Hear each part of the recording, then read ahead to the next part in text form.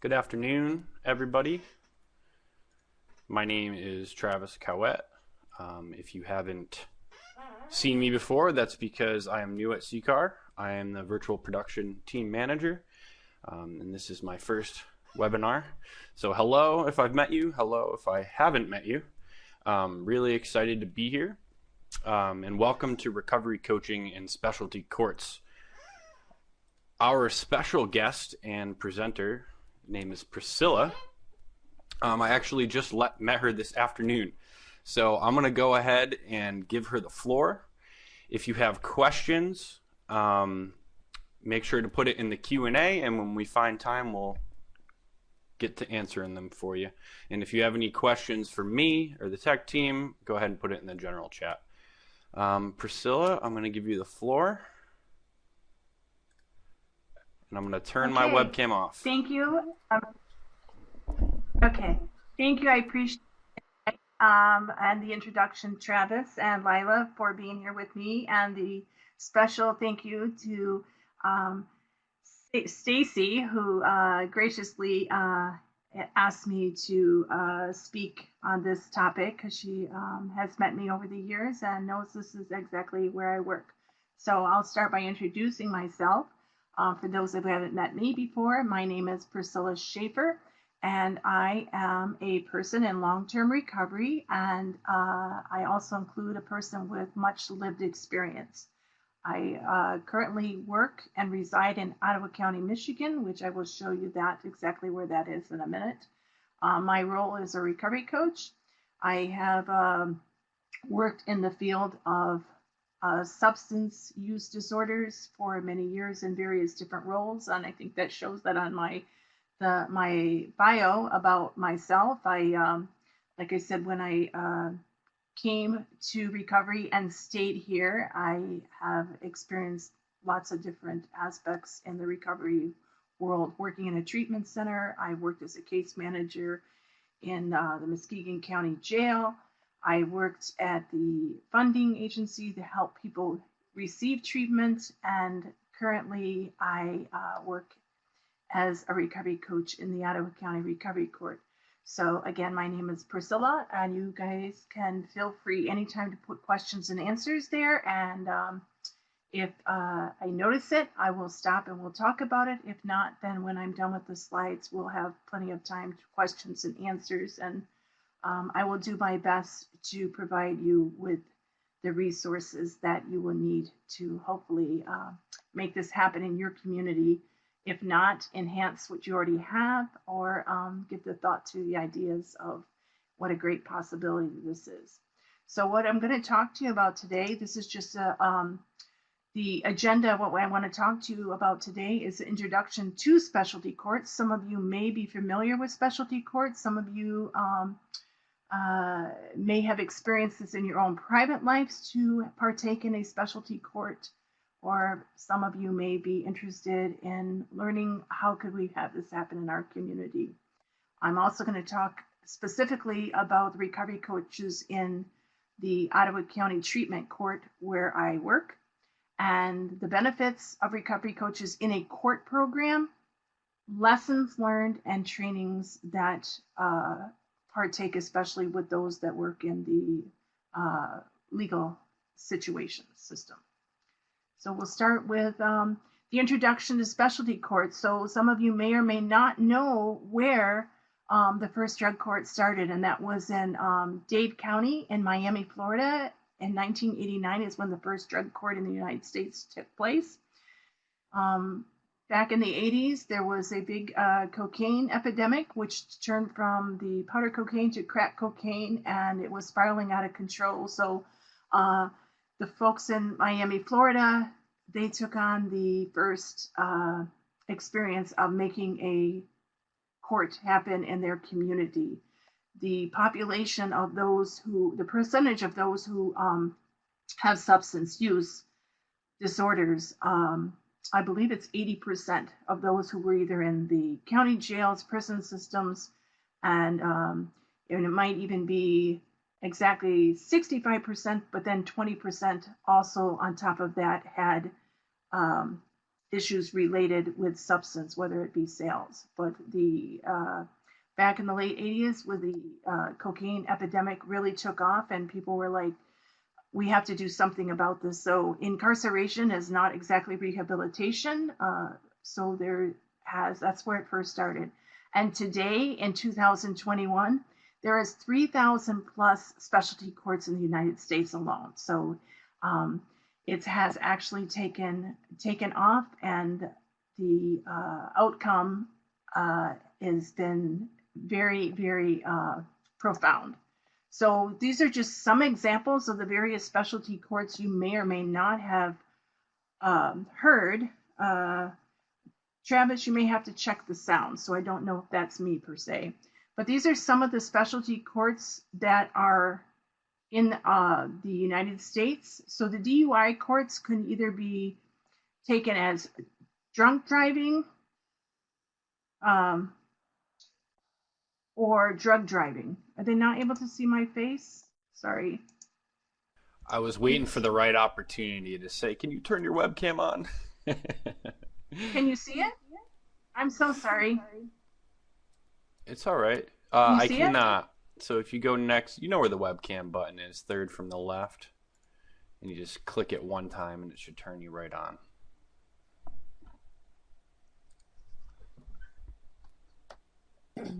You have to hit start sharing too. Yes.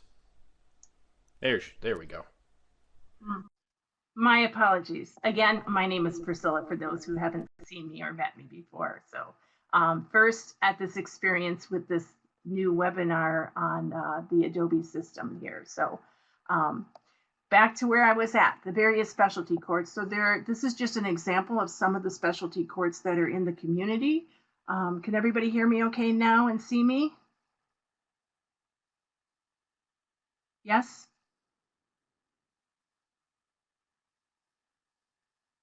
Okay. Some Thank yeses, you. some Okay. no's. I'm going to work on the no's. I apologize. Okay. So the DUI courts, they can be alcohol or other drugs. So whether it be drunk or drug driving. Juvenile courts, so the delinquency starts with the youth, and many of the youth have substance beginning issues or intermediate issues already with substance use at the juvenile level. Adult drug treatment courts, recovery courts, family courts. Many of the families, parents, guardians may have abuse or neglect and have substance use disorders in a combination. Reentry drug courts. The reentry drug courts are here in the United States are for those coming out of jail or prison. So it's a reentry opportunity for people to take some of the time away from incarceration. So that's very new in the community.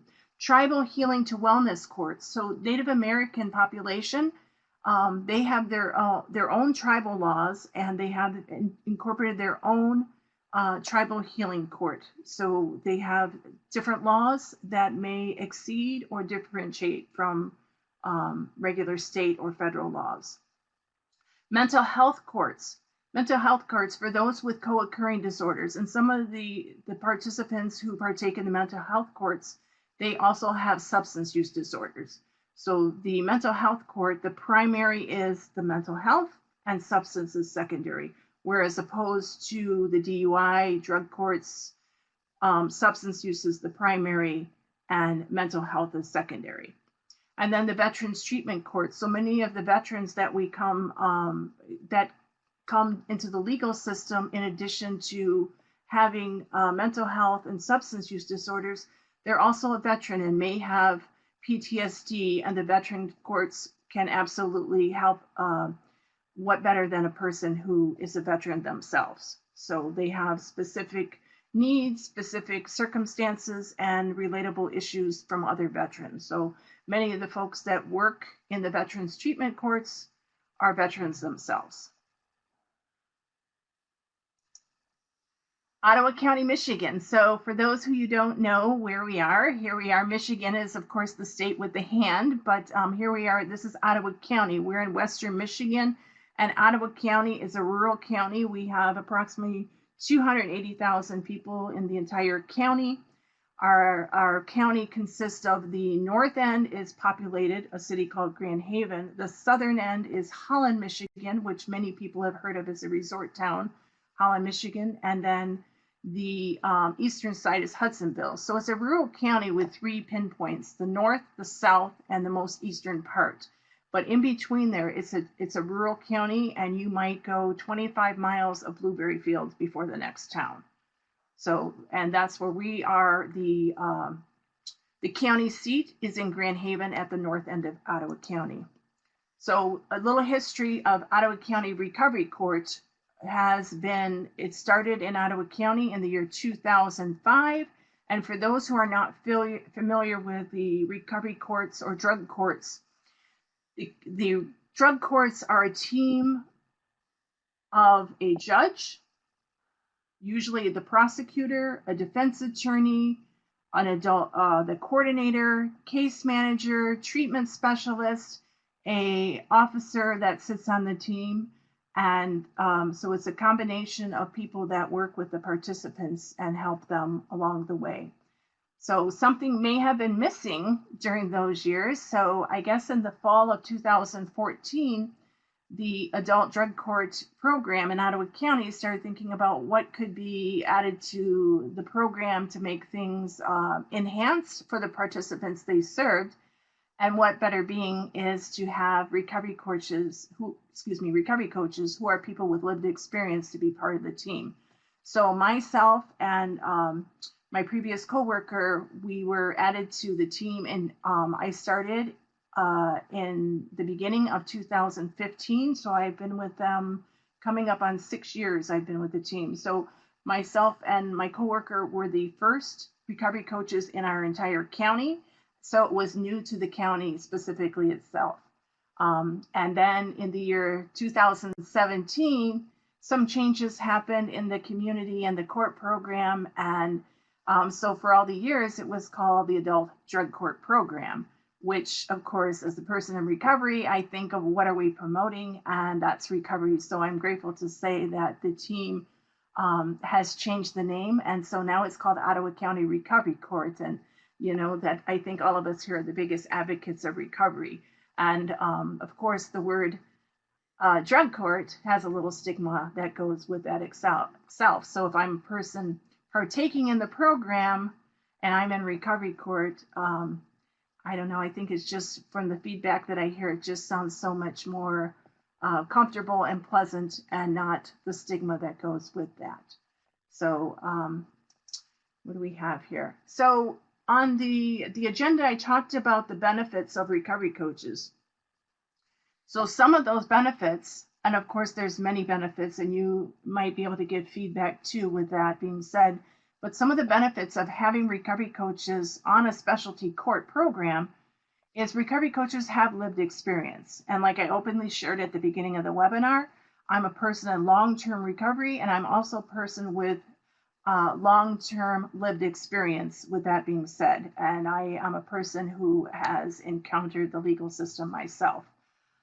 So I'm very relatable to the participants I work with. I tell them basically in a nutshell, I'm just like you, I'm older. So they can get that aspect of the relatable approach with that. Recovery coaches in any program are very helpful. Specifically to recovery court themselves, is that a recovery coach on a specialty court team is very knowledgeable in the multiple pathways of recovery. I believe in choices. So for those who may or may not have met me, I'm a big advocate of choices.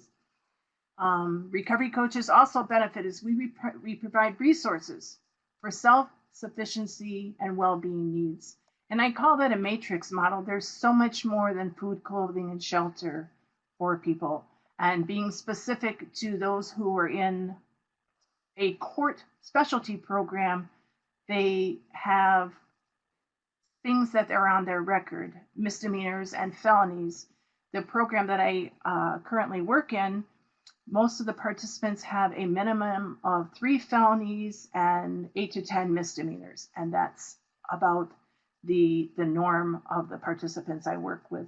So the shame that goes with that, and helping someone with their well-being needs. You know, employment is one, housing is one, and I think those are the two biggest roadblocks in the county that I live and reside in and work in.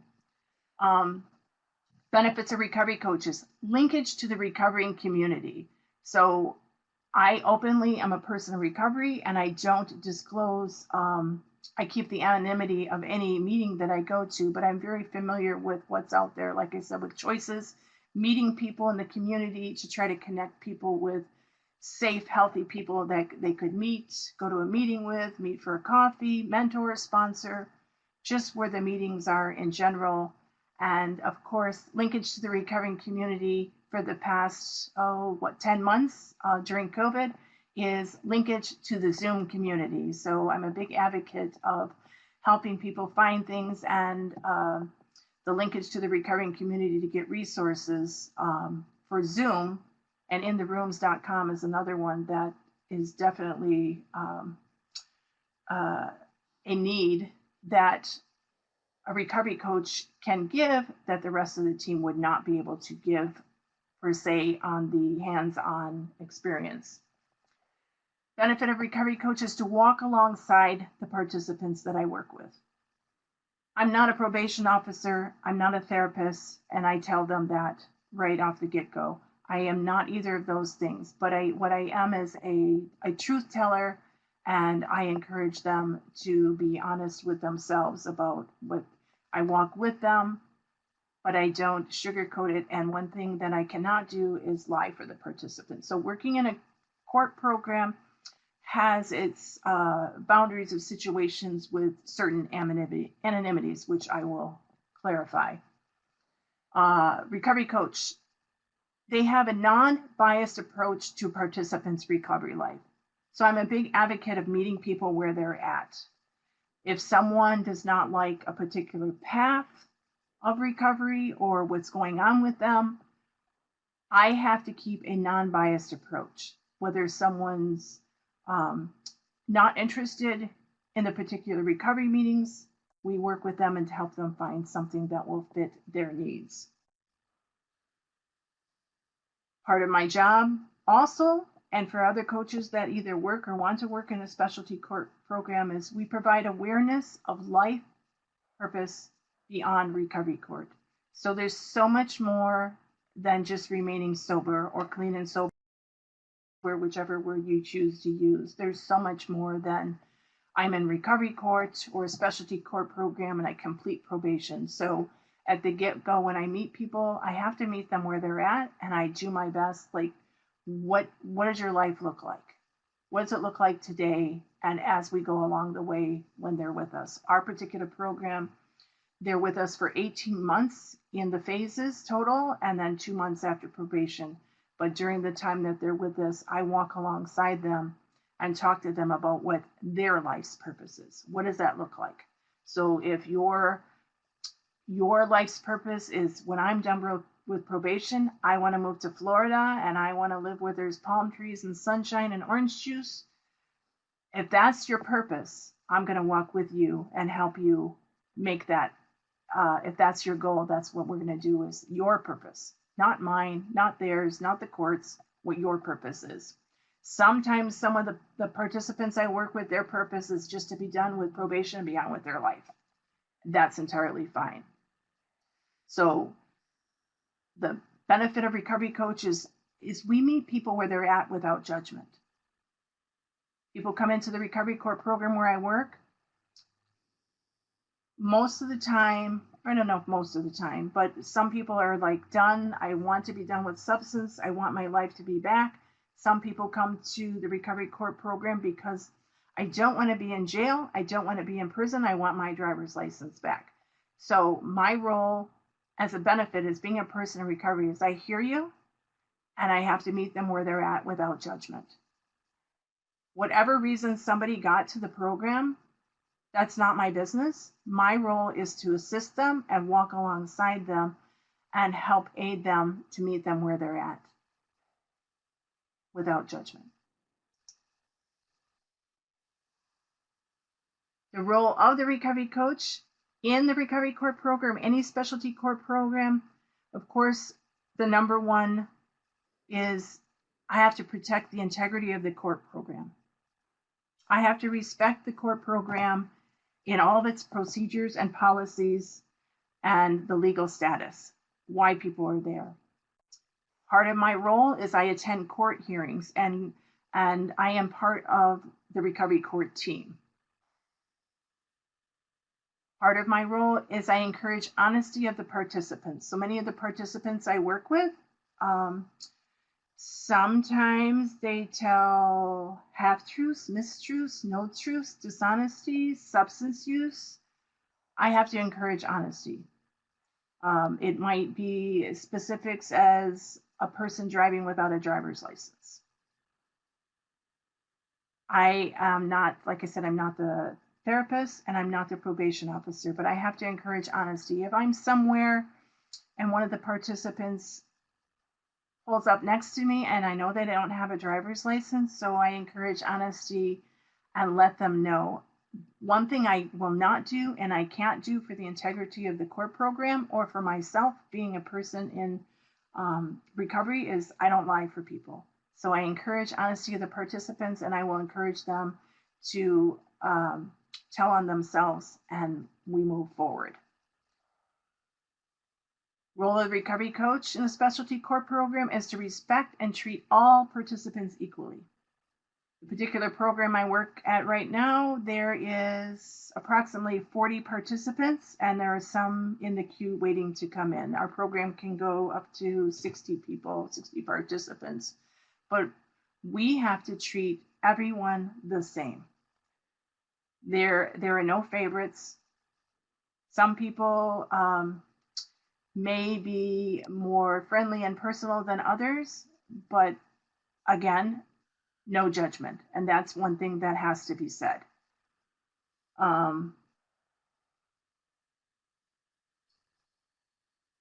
Walking alongside the participants in each phase of the program. I have a question here, sorry. Are you required to report the violation if the participant doesn't self-report? Yes.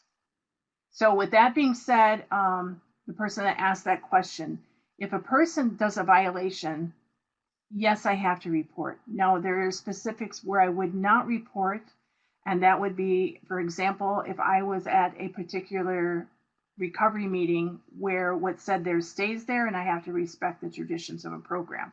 Now, I would certainly talk to the person after the meeting and encourage them to have some help, but that's one instance where I wouldn't tell.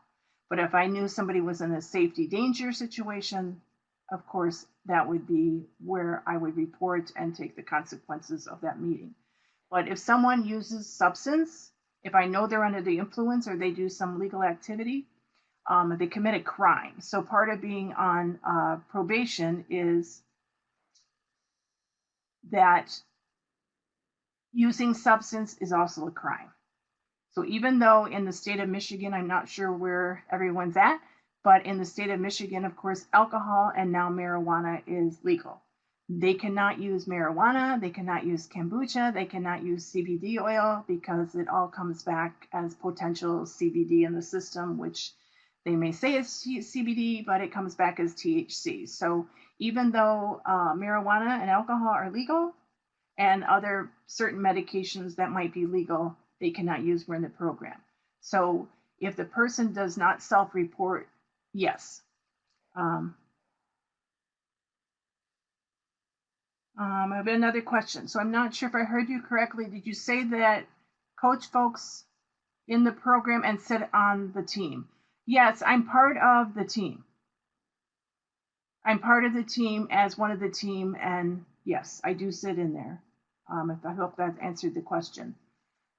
I coach folks in the program and sit on the team. Yes. My role is to advocate for the participants in the program, and I'm there, hopefully their voice when those being said. Let's see, the next thing on here. So I walk alongside the participants throughout each phase of the program. Our particular recovery court program is 5 phases, a total of 18 months. So I walk alongside them through each phase, and I assist them and encourage them and motivate them to to move to the next phase, so that I keep track of when someone is going to promote and encourage them to do different things. So being in a treatment court program, in addition to being on probation and having therapy, um, they they also have assignments that they do along the way. So particularly right now, they oops, my webcam.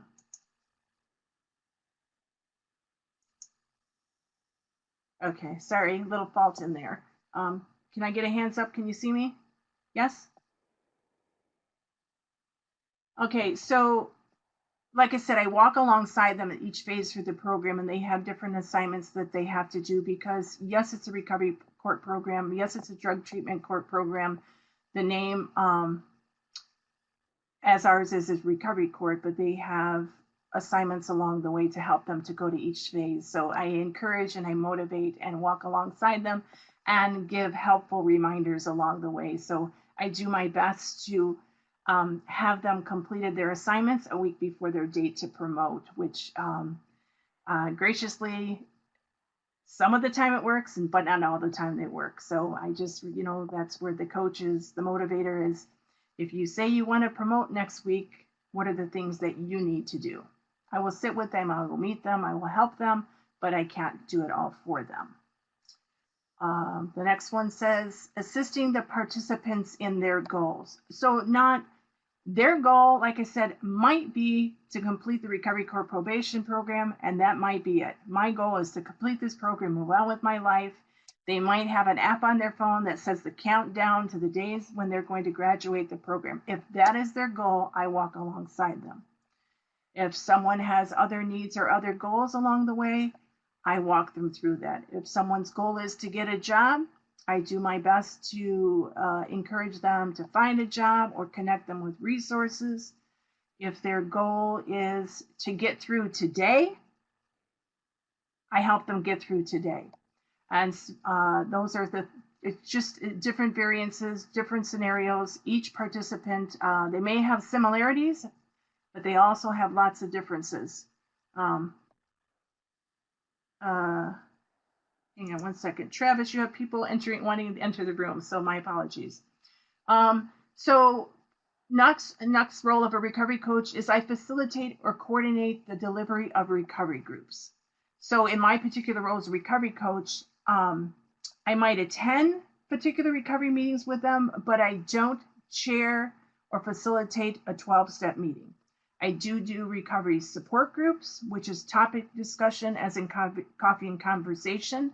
I direct them to other recovery groups. I direct them to people that might have the recovery groups, and I certainly motivate and encourage them to do the recovery groups. So I feel there's a difference of the recovery groups as opposed to particular 12-step meetings or smart recovery meetings or celebrate recovery.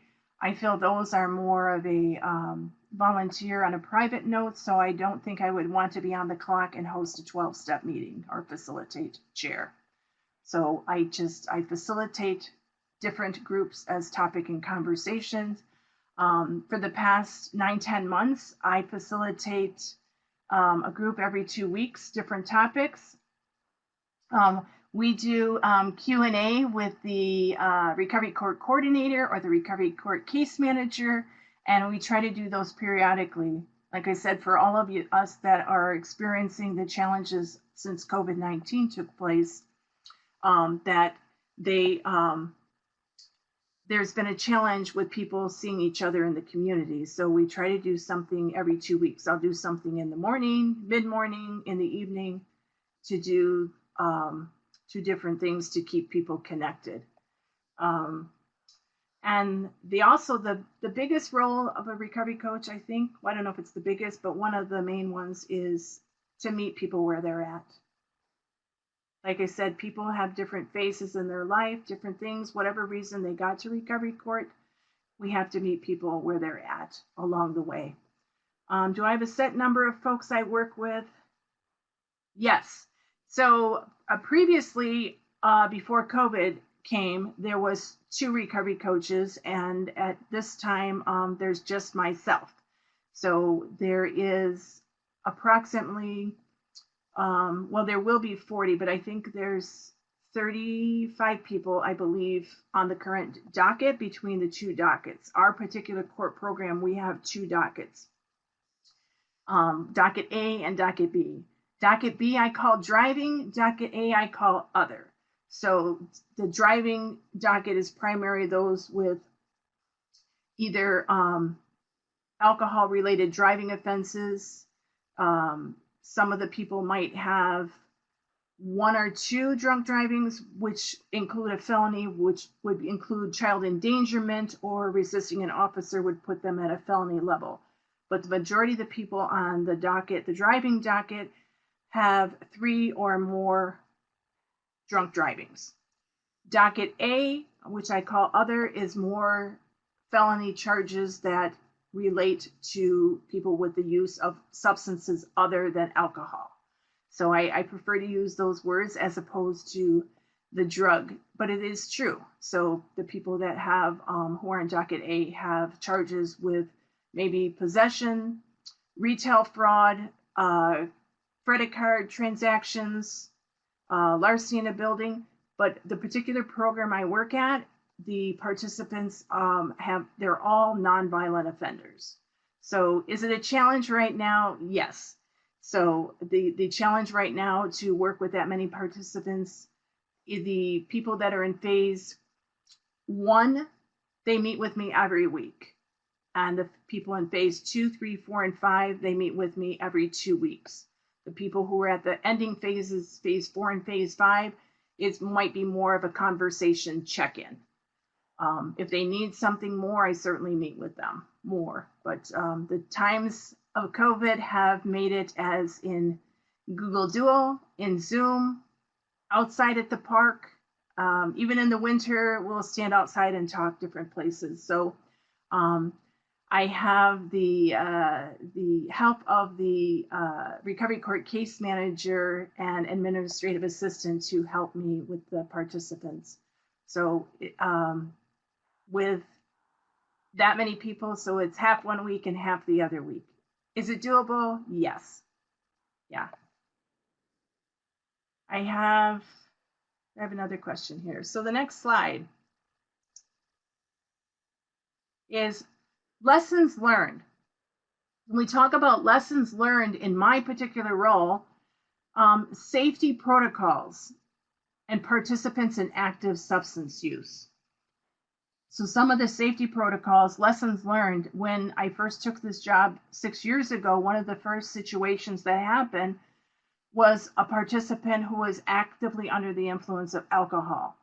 And myself and my coworker, we were, let's go talk to him. Let's have him come and be with us and walk, come and return himself in because he was totally under the influence of alcohol.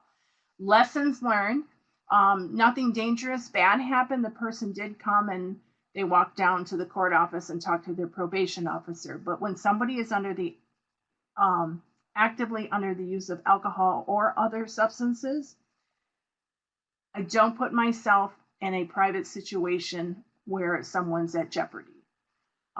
Safety protocols, sometimes we have participants that may be under the influence and self-harm is there. So I let them know that I have to seek higher help. After hours calls and text. So lessons learned and boundaries with after hours calls and text. Since COVID took place, it has been a big challenge and there's been different scenarios. At the beginning with COVID, I think that, I don't know if where you guys are, if you guys have any situations where you've had, where COVID has taken a change and more people are returning to use, active substance use. And people were scared. There wasn't anywhere to go. There wasn't any safe place. There wasn't any coffee shops to go to. There wasn't any recovery meetings. There isn't anything like that. So during this time with COVID, I have gotten after hours calls and text.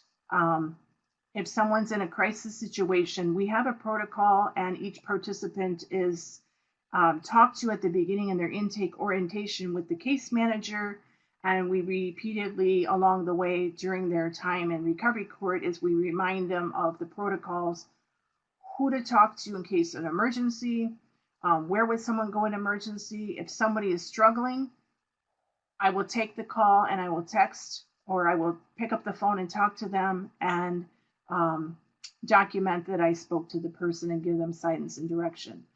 I let them know that I'm not a crisis worker, and I'm not a nurse. I'm not a probation officer. I'm not a therapist. I can only connect them with what I can connect them with. So like I said, we meet regularly, and there's the whole team of recovery court. The whole team incorporates and wraps around the participants, and that's why we keep. I do Zoom recovery groups on Monday and Friday morning, so people can meet and mingle and have that coffee and conversation. That they can make sure that they have the face-to-face contact with us. And when during the summer we were able to go to the park and meet out in the community and things like that. So the after hours calls and texts, do they happen? Yes, but we make sure that we are in contact with the participants and let them know who to call for what, and to make sure that they have safe connections on what to do in those. I spoke briefly on the last slide about the anonymity of recovery meetings. So I am an advocate of the traditions at particular meetings is what said there stays there. I had a question, the general TAT. So there's different type of coaching. So it is a little different type of coaching. So I do everything that the regular recovery coaches do. It's just when you're working in the legal system, there's added situations that one may take to make sure that people are following the protocol. They're on probation. They're on felony probation at the court program I work at. Boundaries. Encourage honesty of the participants. So if someone's actively using and I know they're actively using, I certainly encourage them to be honest and get the extra help they need.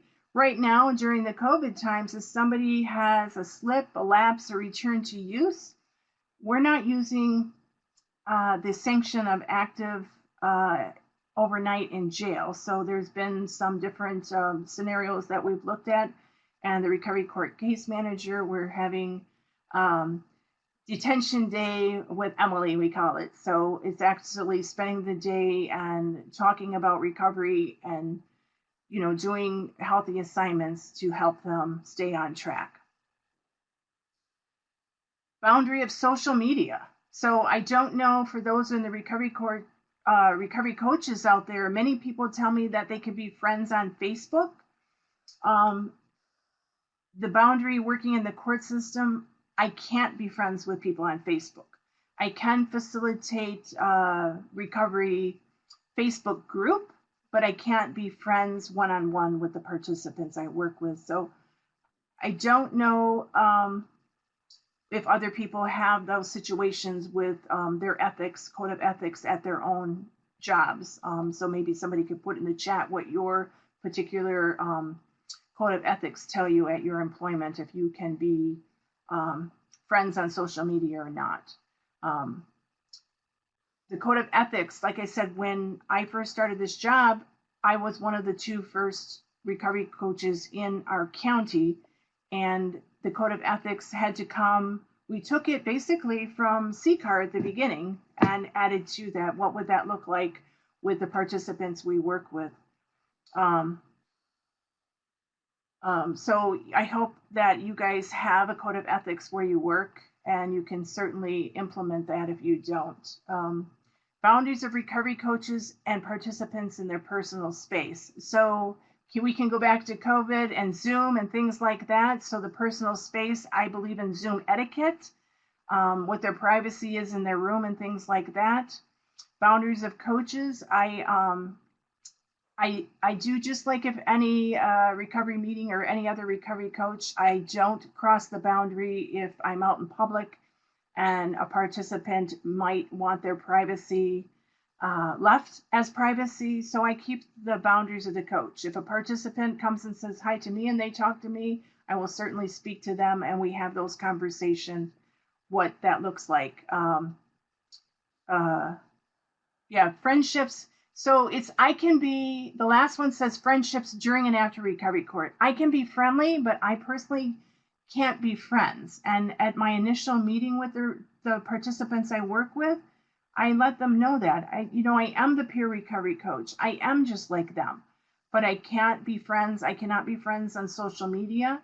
And after recovery court, the code of ethics that we made through the court program and through the agency that I'm contracted under, that you can be friends with people after 2 years at that level. And people and so the 6 years I've been with them, I haven't had any issues of people not understanding or disrespecting that my way or their way. And it has worked thus far. The code of ethics said absolutely that it's a different scenario. So I have met people that say they can be friends, and they can be friends on social media, and they can be friends on Facebook.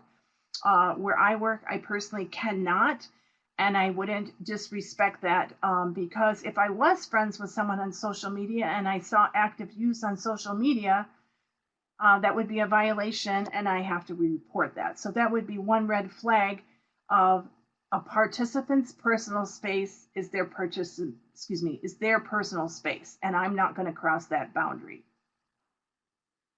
If you have questions, feel free to put them in the box.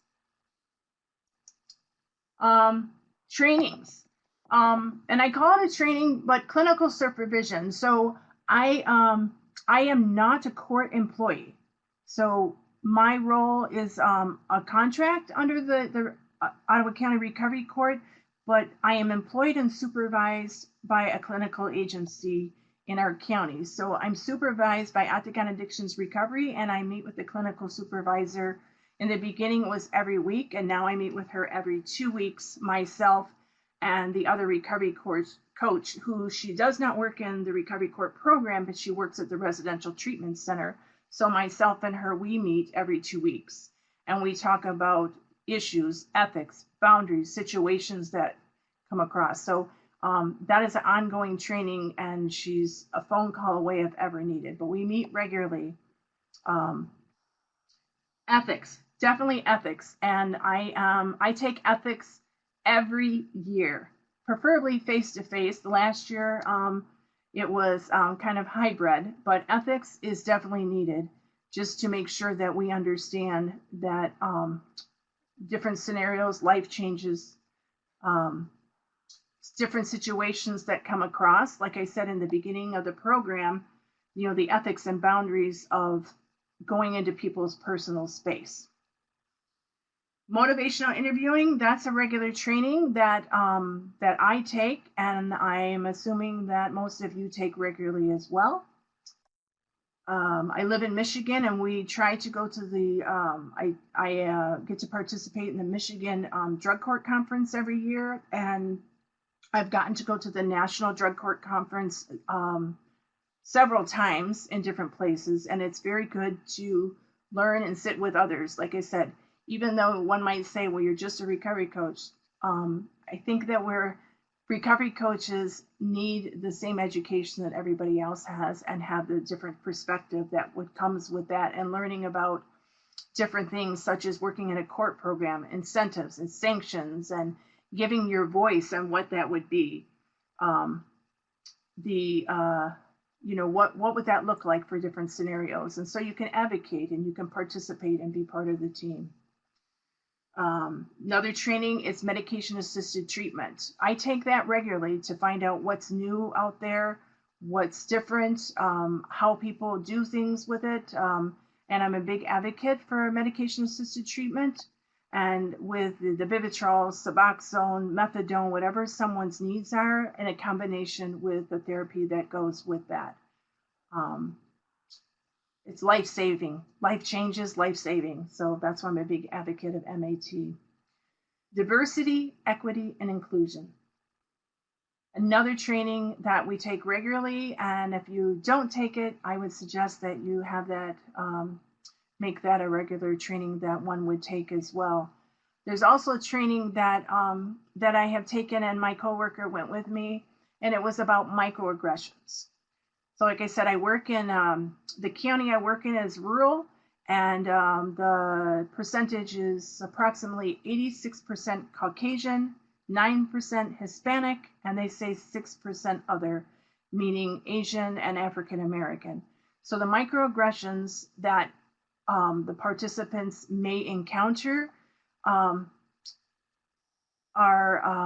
things that people say and sometimes don't mean to say. So I take that training to make sure that I understand a little bit more of what someone else might encounter, or things that I even accidentally say or not mean to say or make light of, and different scenarios. So microaggressions are words that people say that might make light or make fun or stereotypes of different people, but diversity, equity, inclusion, and I think it's very important that we include everybody, whether it's race, ethnicity, religion, lack of religion, whatever someone's going through. And we have to treat everybody the same and make sure that we're aware of our own biases if we have them, and talk about it with others. It depends on the agency you work with, what different trainings that you might need. Trauma-informed care, that's very important as well. And what I am told is you treat everyone, including your coworkers, as if they might potentially have had their own trauma. So we have to be very careful and very sensitive on things we say, things we do, how we interact with the people that we either are working with or our coworkers. Trainings that I take working in the court program is the participants I work with, they're very high risk, high need. I told you that most of the participants have 2-3 felonies and 8 to 10 misdemeanors. So the people have serious histories and lots of needs. And it's more than not using substances, so much more. Food, clothing, shelter, employment, goals, a high school diploma, different things that one might need. And of course, Narcan overdose prevention training. And that is something taken that myself and the other coach that I work with and other people that I work in the program take that regularly. And if you're someone who hasn't had Narcan overdose prevention training, I suggest you take it. And they certainly are offering it virtually online. In the 6 years I've been doing this particular job, I haven't had to use it, but I have one in my desk at work, and I carry the other Narcan kit in my bag. And if I had to use it, I would use it, and I would know basically what to do before I call 911 or in the interments of that. So you have to always be prepared that someone that you're with could potentially be under the influence. So these are the references that I took my information from. And like I said, I work at the 20th Circuit Ottawa County Recovery Court here in Michigan. Information from the National Drug Court Institute and the National Center for State Courts. So there's a little arrow on here, but that is my name, that is my contact. And do you have some questions for me?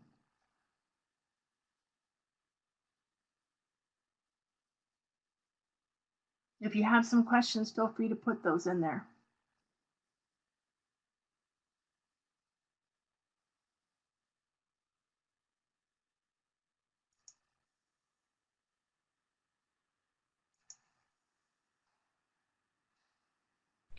Just make sure you guys use the Q&A box to answer questions. It's just a lot easier for Priscilla to read them.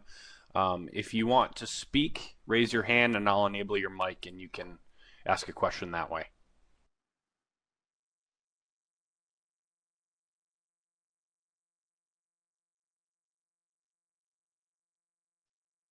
Question. Have I been able to connect with community partners during COVID? Yes, something we do in our community, and if you don't do it in your community, you could certainly make it happen. We have what they call a case managers meeting. Um, one month it's in the north end of the county, and the next month it's in the south end of the county, and all the different community partners come and meet. And we're doing it in the Zoom right now, or it could be Adobe Connect. I forget which one that we attend, but it's absolutely um, helpful to get the resources. So the different things that the people that come there is transitional housing or food pantries or um, now people to do the taxes. How do you apply for food assistance? So like I said, it's been we used to meet in person, but for the last 9 months we've been doing it in Zoom with the community partners. And if you can't attend, if you get your name on the email list, you can certainly have all the resources. So, like I said, if you're somebody who doesn't have, they call it a case coordinators meeting, you could certainly make that happen in your community. What's here? I know. Oh, tips on balancing time. Oh my goodness. I don't know if my the case manager's in my meeting, but if she was, I think she is. Um, Balancing time, it's a juggle. So like I said, we have participants in the different phases, and what I do is I meet with half one week and half the other week the best I can. But if I'm on vacation or I have a day off or I'm in a training, I can't do it. So balancing time, I particularly am grateful to say that they work with me. I work 4 9s, and on Friday I work 4 hours. And by Friday at noon, it's called self-care time for Priscilla. So I absolutely the balancing time. And like I said, behind the scenes, I don't know if she's on here, but Emily, who is the case manager who I work with, she is my rock. So she absolutely behind the scenes, she's like the multi-texter. So so balancing time is a challenge, and I am. Let's see if I have it right here. This is my best friend. This is called a planner. So silly me. This is my best friend. It's a planner, and I make appointments with the participants, and do they always follow through? Nope. So I just do the best I can with what I have, and because I'm a recovery coach, sometimes they get sanctions for different things, where they miss treatment, they miss testing, they miss their appointments. They do not get a sanction for missing an appointment with Priscilla, the recovery coach. So, but I do the best I can to meet with them how I have and the time that I have. So balancing time, like I said, half one week, half the other week. Emily is here. So yeah, I don't know if Emily can talk, but Emily is she's on there, Emily A. So she's the case manager, and behind the scenes, we have a lot of, since COVID time, I think we have self-care day every other week. Myself, Emily, and the case manager, or excuse me, Emily's the case manager, Andy's the coordinator, and Kristen's the admin. So we have these regular, try to catch up and try to balance life. And like I said, is just trying to balance time. So next question, I'm trying to process the whole reporting on the recoveries things. So like I said, the person asked the question about reporting on the recoveries things. So like I said, the only time that I have to report on one of the recoveries participants is if they commit a crime. So with that being said, I think in any situation that you're in, if somebody commits a crime, depending on the agency you work at, this is a court program. So at the get-go, I let them know that when I initially meet with them, I explain my role. This is a recovery coach. Here's the expectations, that in the beginning you talk to me once a week, and then it's once every 2 weeks after that. But the crime is if they use a substance, because you're on probation, that's a crime, or a legal charge, particularly driving is a legal charge. So those are the things. Most of the time, my notes are we talked about Recovery Life. So it's pretty basic. I don't talk about, I don't disclose someone's private personal stuff when they're, doing anything that's private and personal unless they want me to share that. Like I said, if that makes sense at all. So yeah, it's, like I said, the idea of recovery coaches in the specialty court programs is new. I don't know how new, but it's 6 years old in our county here in Michigan. The idea of maybe CCAR implementing or enhancing a recovery coach training to work in the courts.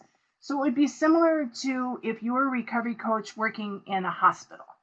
So if you're working in a hospital, they have particular guidelines in a hospital. Every agency has their own guidelines, if that makes sense. Next question, did I go with court with people that's not criminal court, like family court? Absolutely, I go to family court. So, so sometimes the participants that we work with may be having Children's Protective Service involved. I absolutely go to family court with them, and I have on numerous occasions. If I can't go myself, then the case manager, Emily, would go with them. And I go and I advocate and I talk about what they're doing in the court program. Now, the boundary with the family court session, if I'm in a Children's Protective Service family private team meeting, that per se, what's said there stays there. So being a recovery coach in a specialty court, you have to understand the different boundaries and the different agencies and the HIPAA violations that go with that. So if a person was at the family court team meeting and their significant other was actively using substances, that stuff stays in the family team meeting. So that's more in depth. But I have gone to numerous court hearings with participants that are maybe their children are removed, or they're having supervision with their children, or sometimes in some cases, the children have been removed permanently. And I have been to all of those. We have a question here about coordination with the different programs. Somebody asked me about the community resources, and I said we do the case managers meeting online, but we also behind the scenes, and this might be something you want to take note if you're someone, either whether you work in a specialty court program or any kind of program agency that you're working in, the coordination from the different agencies. So we work with the shelter, the mission here in Ottawa County. We have a men's shelter and a women's shelter. So behind the scenes, say someone is coming new to our program, they're going to be coming out of the county jail. Say they're coming out of jail on February 1st. Behind the scenes, myself or the case manager, we would go meet with the person in the county jail and talk to them about housing. So behind the scenes, before someone enters our program, before they leave the county jail, we make sure they have a safe place to sleep. And if they don't have family and the mission is the place for them to go, behind the scenes, we coordinate a place for them to go, clothes that they might need when they have whether they have them from family or friends or get them from the mission. We make sure that they have a bed, appointment, and when they can enter. And myself or our case manager would transport them directly from the county jail to a safe place to sleep. So people don't come out of jail and have nowhere to sleep. We also coordinate behind the scenes for the medication-assisted treatment. We partner with different agencies, and participants will sign a release, not for say myself, but for the case manager to make sure that they have the medication that they need. In our particular county jail, a participant can have a Vivitrol shot if they so feel that they would like that before they leave the jail. They can have the Vivitrol shot. If there's someone who has the need or want to even discuss medication-assisted treatment, we have that appointment lined up for them most of the time before they leave jail. So they have the safety measures in line for that. So there's, like I said, we do the Zoom sessions out there with people with food, clothing, shelter, but the medical needs that someone needs, we do our best behind the scenes to coordinate all that. When someone's in the county jail, we know they're coming to the program. Like I said, we'll have them make sure that they have a safe place to sleep, whether that's the mission or, for example, we have a program in Ottawa County. It's called Building Men for Life, and it's a sober living facility for the men in our county. There's also places for women in our community, but we make sure that they have a safe place to sleep. We make sure that there's a self-sufficiency matrix form. We have one per se in our county. You might have your own.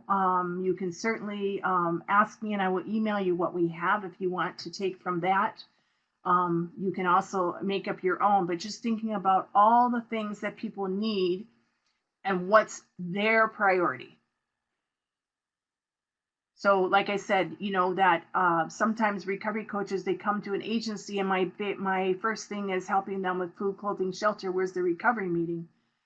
The people I work with who are high risk, high need, their medical needs, health and dental, medication assisted treatment are very, very high priority to make sure that they have those needs. And we let them know that we are safe to talk to. And if they're struggling, they're thinking about using, we talk about the harm reduction and making sure that the people have the medication that one needs.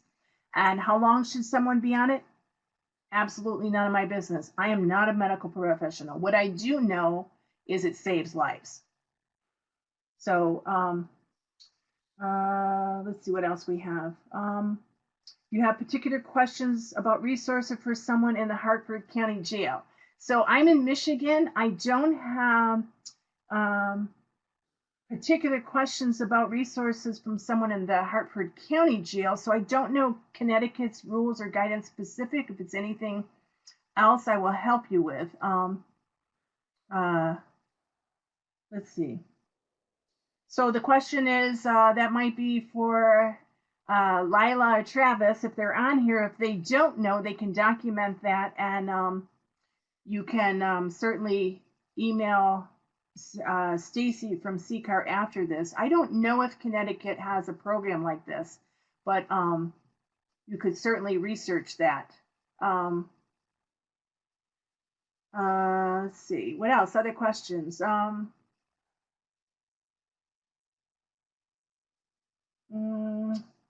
So if you have questions, try to put them in the big Q&A box, because the general chat, I'm having a hard time following that.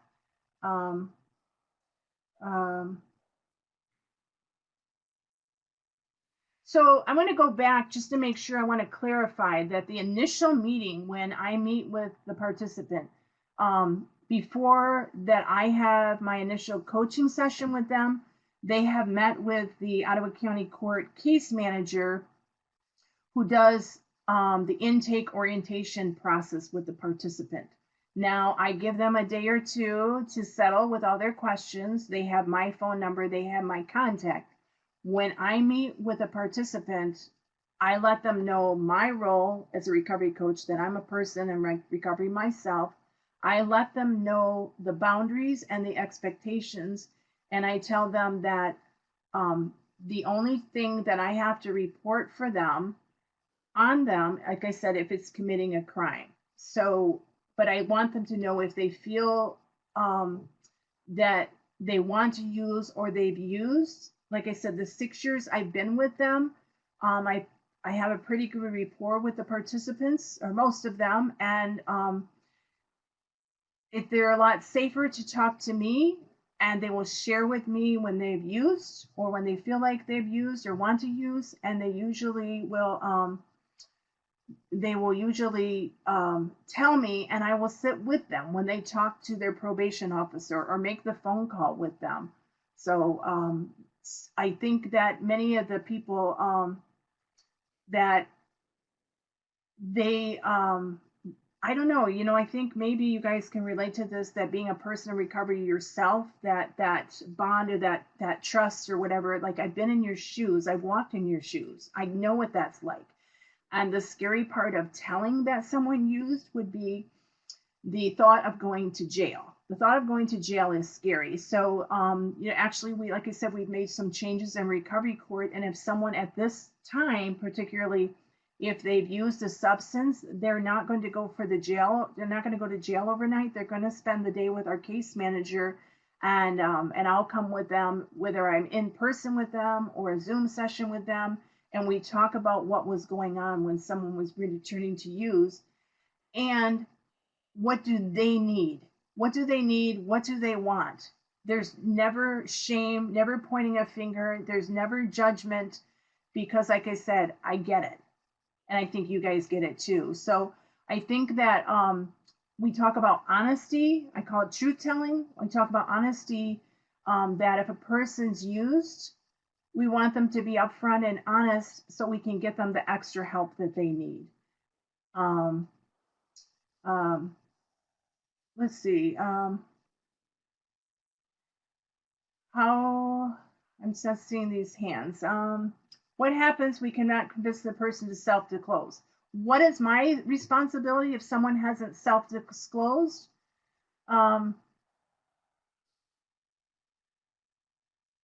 If I knew that they used, I'm sorry. I got Medina. I need the question rephrased. What happens when we cannot convince the person to self-disclose? That's entirely up to them, their choice. So the difference between, in our court program, the difference between honesty and self-disclosure is if you say, I didn't use, and they've given you for example, if they've given you a urine test, they've given you a urine drug test, your test comes up positive. So the coordinators, the probation officers will specifically ask the participant, did you use? No. Are you sure they didn't use? So, and then they have that opportunity to self-disclose on themselves. Now they tell them, if you did use and you're dishonest about it, and we submit this test to a lab, to an outside lab, then it comes back. You will not only pay for the use, you will pay for the drug test that was taken, and you will also get a double sanction. So when jail is used, if you use the substance, you might get an overnight in jail. If you lie about it, you will get extra sanction in jail. So it's usually a little bit of time. Some people, do they tell? No. And so when it comes back that it was positive, it's entirely up to them if they want to finally admit they used or say they didn't use. The choice is theirs. But I think that I think the idea of putting it in their corner to talk about it themselves, the majority of the people will self-disclose, and they have that opportunity because we don't shame people and don't want to shame people, and nobody wants to go to jail. We want to try to help the person, encourage them. What do you think you need? What will be helpful? And of course, it's entirely up to them what they want to use with that material or what things they want to add to their life. So can someone talk with a coach about contemplating relapse? Absolutely, they can talk to someone about, they can talk to myself about, I'm thinking about using. So that's where I'm saying the COVID times here have made some changes of, especially myself or the case manager at the program, that the after hours calls or the texts at night, and people are falling apart. And I think it was early last summer, I don't know if it was really hitting people, because at the beginning it was like, maybe funny that we didn't have to go to court in person, we didn't have to go to therapy in person, they didn't have to see their probation officer in person. And it was kind of funny for a minute for people, like, hey, we don't have to go. And then it was like hitting people, like honestly missing the structure and the accountability of seeing court people face to face. So I think it was 6 calls within a 2-hour window of people that were either using or contemplating using, and nobody went to jail. we got people the extra help. I am not a clinical person. I don't make those calls and things like that, but I talk to them about recovery meetings. What can that look like? And so, like I said, all summer we would go to the park, and that was the safest place we could go without being inside of a room. Um, so, um, when I report someone's contemplated relapse, if they were contemplating relapsing, and I would ask them flat out, if you were contemplating using, you're contemplating, what do you need? So, recovery court is a different kind of probation. So I don't know if some of you are not familiar with the specialty courts, or, it's a different probation that one might be accustomed to. Um, Normal probation per se is you see the person in the robe at the front of the stage, and the probation officers, this is that. So specialty court programs, it's a wraparound program to try to help people make changes in their lives. What are their goals? What are their expectations? And like I said, we go back to meeting people where they're at. Whatever reason, someone comes to recovery court, whatever reason they come. It's none of my business. It's not for me to judge. I'm just here to walk with them and help them. What does that look like? What do you need? Someone asking, are they required to meet with me? So Recovery Court is a voluntary program. So some probation is not voluntary. Recovery Court is a voluntary program that they sign up for. And when the case coordinator, Kristen, the administration, or Emily, the case manager, when they meet with the participants before they come to Recovery Court, when they're referred by themselves or their attorney, the whole program is explained to them. It's a voluntary program, and yes, part of the volunteering the program is you volunteer that you will participate in recovery meetings, therapy, meeting with their probation officer, alcohol or other drug testing, and meeting with a recovery coach. So it's different things that they made, like many probations I've seen, like people go to 5 recovery meetings a week. They've made the requirements more voluntary, of a minimum of certain things. So is it, would you say it's mandatory? You can say it's mandatory, but they volunteer to be in the program, so they volunteer to partake in all that. And I promise you, I do my best to make it as painless as possible to meet with people, and it might be a group. So, Lake Noise, we call this system drug court. Yes, so it's absolutely drug court. So, Medina, if you weren't here at the beginning, and I talked about the various specialty courts out there. So absolutely, drug court, recovery court, sobriety court, mental health court, wellness court. There's all different variations to meet different populations. Some of the programs of sobriety court might be at the district level with people maybe have 1 or 2 DUIs. Our court program that I work in is at the felony level with, like I said, people much more high risk, high need, and some of the people have prison guidelines. So it's absolutely an alternative to look at the idea of making some changes in one's life. Yeah. What else? We got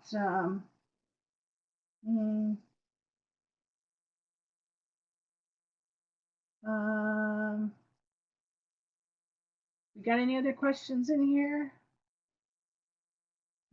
If you have questions, put them in the Q&A. I'm happy to do my best to answer any questions. So, I know that, the initial training that I took was from CCAR, and that was the recovery coach training. And then since the recovery coach training at the beginning, I took ethics, and I took spirituality, and I took different trainings. And I said the idea of being a recovery coach in a specialty court program was at the beginning, like I say, picture my job interview. Picture my job interview, and they're asking you about your lived experience, and you're with treatment court officials and treatment coordinators and heads of everything. And sharing who you are and what you are. And you know, what I'm grateful to say is the people that I work with have that was the missing piece, is a person with lived experience that is open to share lived experiences up to a point. I mean, I don't have to tell all my business, and I think that that I think that they get the idea that works. I'm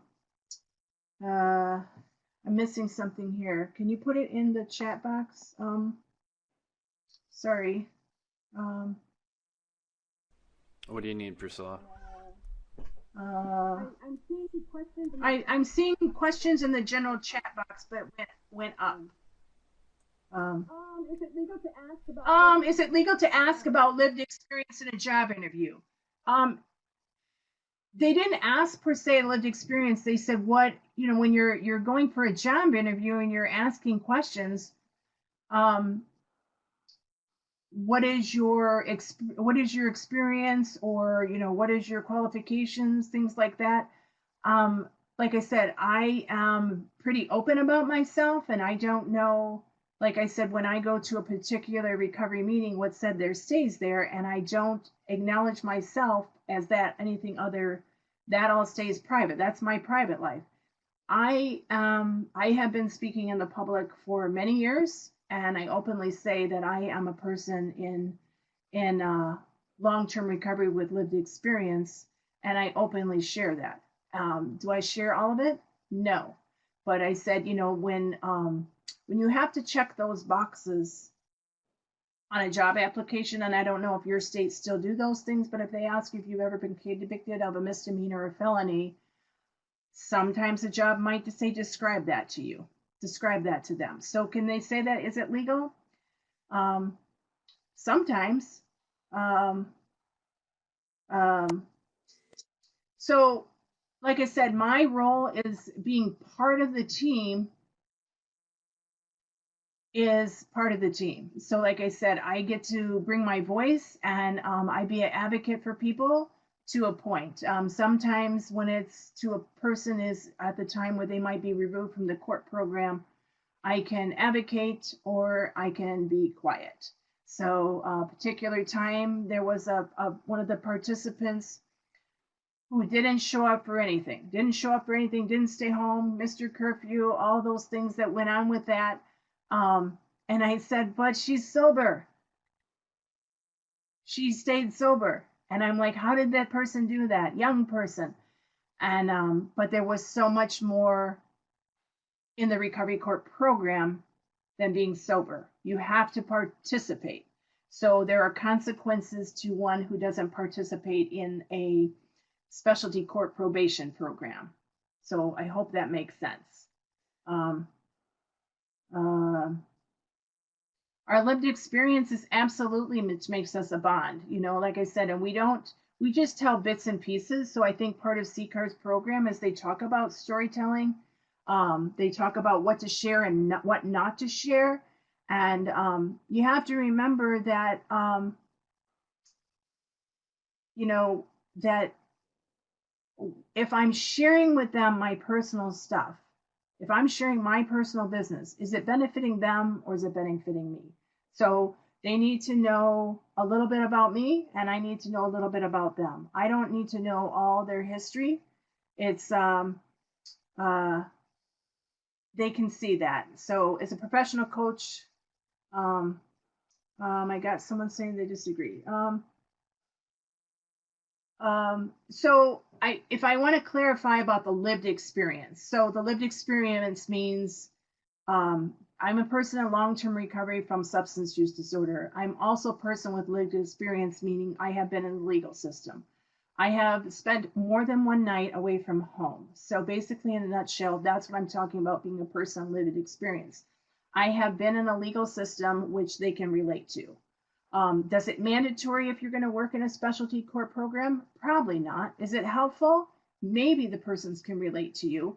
So that, like I said, it's something that the rest of the recovery court team could not be on the same page with the participants they work with. So, like I said, they know that I too know about drinking and driving and spending the night. So basically, that's enough to let them know that that lived experience. I lived a worldly life, yes, and that's enough for them to relate to.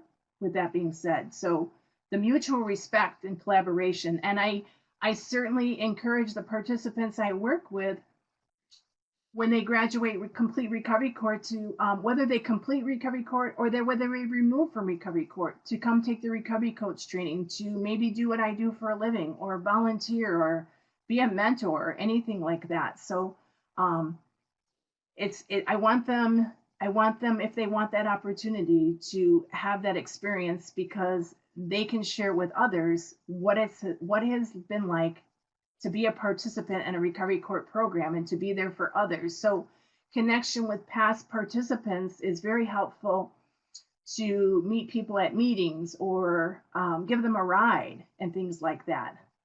Um, so the collaboration with past recovery court participants, the rapport is there that whether they completed the program, whether they removed for the program, or they just walked away from the program, that phone is always there that they can reach out to us. And I explain that to them. So if somebody is removed from the recovery court program and they're back at the county jail, and I will go visit them and I will explain to them that it doesn't matter if they graduated or not graduated, that I'm a phone call and a coffee away.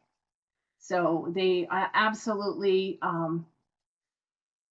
with no judgment. So one of our past recovery court participants was someone who was removed from the program weeks from graduating. Today, that person is healthy for the past few years, healthy and stable in his own recovery, and facilitates a recovery meeting in his own community, and actually took the recovery coach training as working, just volunteering and being there for others. So like I said, it doesn't have to be that a boy. That a boy is just having that safe rapport that you can talk to us no matter what. Does that make sense? Any of that? So I'm just saying that the idea of having recovery coach in specialty courts. I don't know if anybody wants to put in the chat if they already do that, if they already work in a specialty court, or if something they want to enhance in the recovery court. That's my contact on there. You can certainly email me or call me, and I'd be happy to walk you through or connect you, have your supervisors connect with the coordinator that is at the recovery court program, and he would certainly give you some guidance on how they made this start at the beginning, or how you get a grant to get recovery coaches in your program. There's it's definitely a need. Like I said, the population of people who are incarcerated, whether they're in jails or prisons, I'm an advocate of incarceration is not rehabilitation. I guess it's needed for somewhat at some point, but the person with lived experience, whether it's substance, legal system, things like that, is absolutely a need. And like I said, it can break the ice with someone at the get-go to know that here's a safe person. Like I said, whether they complete our program or whether they remove from the program, they walk away from the program. Some of the like I said, there's a million stories which I won't share because they're private, but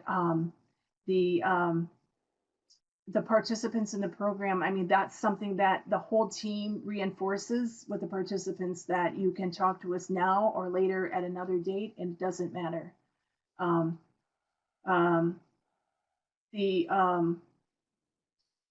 It's definitely a need and enhancement. So like I said, if you're working at an agency, a regular treatment agency or a sober living agency, anything like that, you can certainly coordinate with your court programs in your own counties, your own cities, probation or reentry for returning citizens coming home from jail or prison, and make this happen in your own community.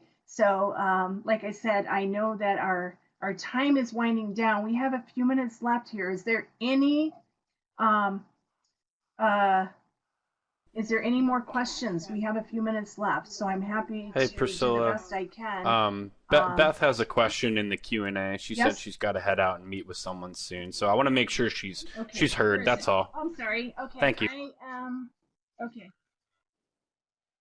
Oh, so Beth, you already are a recovery court specialist, and how can one become a recovery coach in a specialty court? So, like I said, I was explaining a little bit there, Beth. Think about what city and county and things like that, what state you work in, what are their programs. Like I said, reach out to me. I'm happy to talk to you after this meeting, or you can send me an email and I'll coordinate some time to talk to you. But I mean, it's absolutely uh, I would say an asset to any court program to have people with life experiences. So, if you're a person who's willing to share somewhat with the participants you work with, um, it's absolutely would be um, an added plus. Like I said, to walk with them through the program, to celebrate things like graduations, to celebrate somebody coming back who left state and came back, um, to celebrate, one day, I'm glad you showed up, whatever is helping them. And like I said, there's many, many people in our program who've been in through the years. Different people do different things, and to celebrate even. Thank you for volunteering for this program. It doesn't matter why people are here. It doesn't matter, because I wouldn't want to be in jail, or I wouldn't want to go to prison either. I would want my driver's license. I would want all those things too. My head is spinning when they say, hey, would you like to come to Ottawa County Recovery Court? I'd be like, yep, I'm coming. And then when they sign on, they're like, head is spinning. I have to do all these things. My job is to try to reel them in and live in today. And I walk them through, what are we going to do today? What do we have to do this week? And then we're going to talk about, if your goal is to go to the next phase, I have a little app, even on my phone. It's called the Simple Date Calculator. If that's your goal, I want to get to the next phase. That's what we're going to do, and that's what we're going to work on. And I'm going to walk alongside you and help them do those things. Like I said, it's a very rewarding job, and I'm grateful. I walked away from a job in a cubicle, and the coordinator in our program, Andy's like, he's like, Priscilla, I can't picture you in a cubicle. And I'm like, it was great. I talked on the phone for years, and to have this job and the people that I work with to let me be a part of, not less than, to be a part of. And they look at me for expertise. So, they don't, I can put myself in people's shoes, not all the shoes, but I do the best I can to put myself in the situation. If my life was falling apart and we got COVID going on and I don't have a place to sleep tonight and I got $10 in my pocket, what's my solution for today? Does that make sense?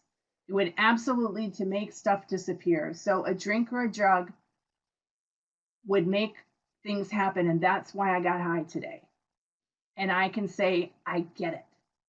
I get it, and let me walk with you, and let's make some changes in your life. What do you need? And like I said, I'm grateful for the program. I'm grateful for the grants. I'm not allowed to spend my own money per se, but meeting people for a cup of coffee, a soda, a pop, a glass of water. I call it breaking bread, and it breaks ice. And like I said, it's amazing opportunity, and it's a missing piece in the legal system. And if you don't have one in your community, I'd be happy to share with you. Again, my name is Priscilla, and I want to thank you for letting me spend the day with you in this webinar. And I think it'll be videotaped, and my information is on there. Like I said, if you need me.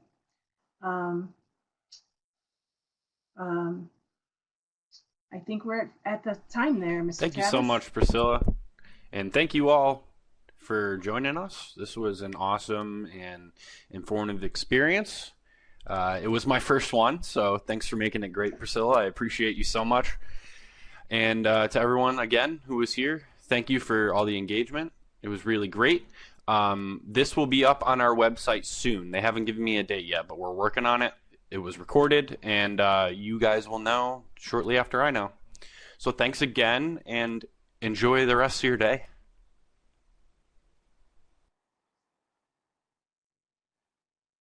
Thank you again. Appreciate